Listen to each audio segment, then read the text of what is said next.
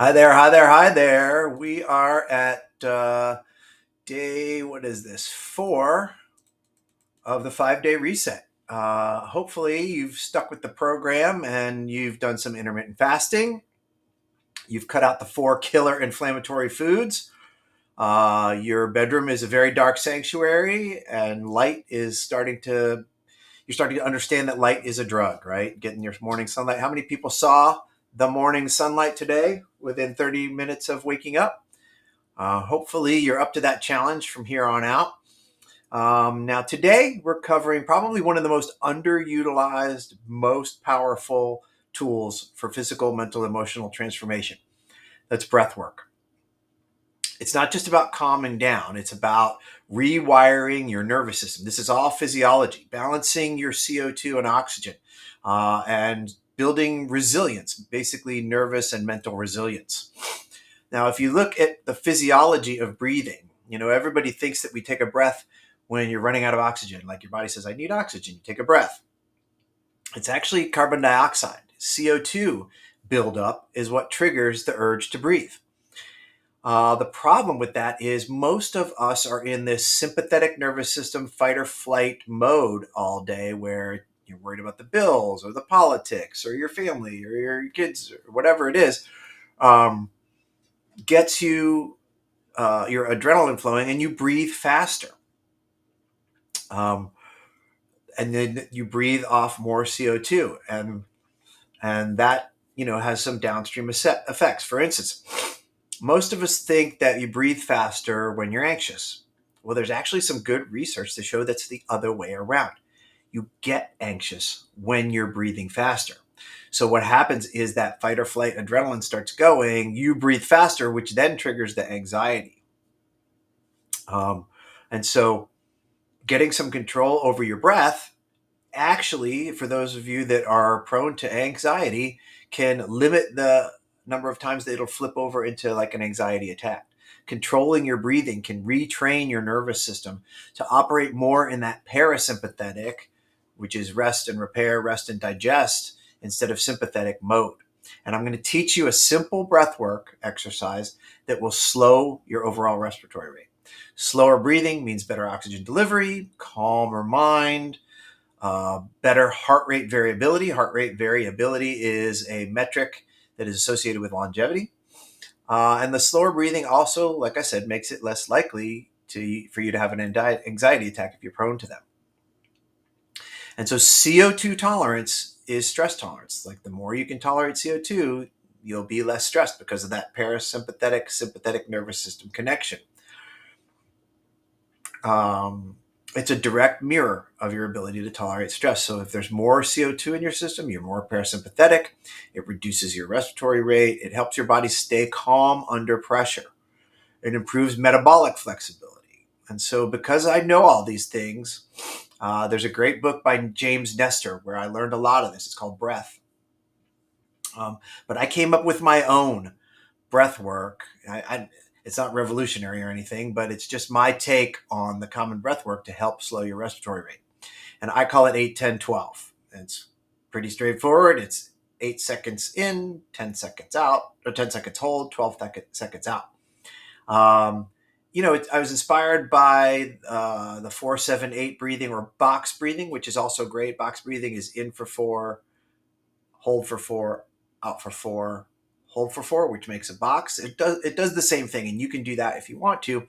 I just like the 8, 10, 12 because if you're counting these once a second, number one, if your heart rate's around 60, you can use your heart to guide you. But number two, a full cycle is 30 seconds. And so 2 full cycles is a minute. So breathing at 2 breaths per minute just sounds incompatible with life. But when you first start doing it, you'll see that it's difficult and you feel like you need to gasp when you're holding that breath or breathing it out for 12 seconds. But within a couple sessions, your body adapts and it just becomes easy. I also do the 8, 10, 12 because it has a 3-2 or 2-3 ratio of inhalation to exhalation. And that ratio is physiologic. You should be breathing in for 2 and out for 3, which is the 8 and the 12. So I like that physiology. I like the 30-second timing. I like the 2 breaths per minute. I like 8, 10, 12. So it just all kind of worked for me. I do it a couple times a day. And if you do that, you can actually lower your overall respiratory rate. Normal respiratory rate is, I don't know, somewhere between uh, 13 and 16, somewhere like that, 15 to 20, somewhere. Um, but you can measure that. And then if you do this twice a day for probably a couple of weeks, you'll notice that your respiratory rate goes down because you're building up this tolerance to carbon dioxide and keeping yourself calm. And carbon dioxide is important. It does buffers the blood. It's just it's a lot more complicated and beneficial than we were ever told before. And so, when do you practice? So I do 2 to 3 times a day. Sometimes I'll do it before I get out of bed, but usually I do it in front of the red light. You can see me there in my red light. I'm a big fan of red light therapy. We can talk about that. Um, if you hit me up, we can talk about that. But so I do that to calm in front of the red light, to do it once in the morning and once in the evening. The other time I do it is when I'm in bed with my head hits the pillow. That's what I do. So it kind of relieves the stress of the day. And by focusing on that breath, it kind of gets the other thoughts out of my mind and helps me fall asleep. But you can do it anytime you need to calm down or reset or get focused. Anytime you feel like you're headed towards stress or anxiety, just take a minute to do a couple cycles and it will help you. There are mental and spiritual benefits. Breath is one of the things that connects the mind, body, and spirit. It's amazing because breath is unconscious on one level, but totally under conscious control on another. So it's sort of magical like that. But slowing your breath kind of brings you back into your body and your spirit. It builds awareness of the present moment. It helps you process thoughts rather than react to them. It connects all of those things. And for many people, it becomes kind of an anchor, where you feel like you need to do it. Otherwise, your day is a little off. And so the challenge tonight, I do want you to continue to connect via Telegram. I want you to do your reset posts. But the challenge is to try a few rounds of the 8, 10, 12 before bed. Pair it with whatever your sleep ritual is, and then post in the group what your thoughts were, either tonight or tomorrow morning. Let us know, how did you feel? Did anything come up? Was it difficult?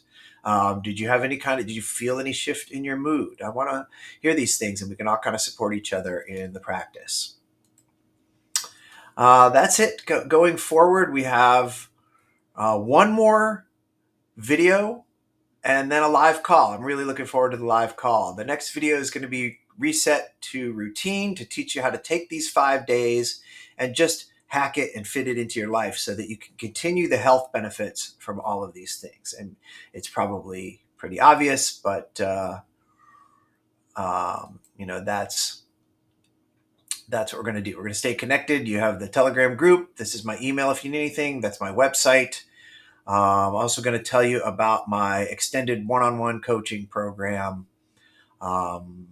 And once again, I'm very grateful that you've taken this short time out to listen to me and hear what I have to say. Hopefully, I'm providing value. That's my goal. Keep up the good work. Manage your diet. Manage your sleep. Manage your light. Incorporate the breath. And you'll be good to go. All right? Thanks. Take care and have a good one.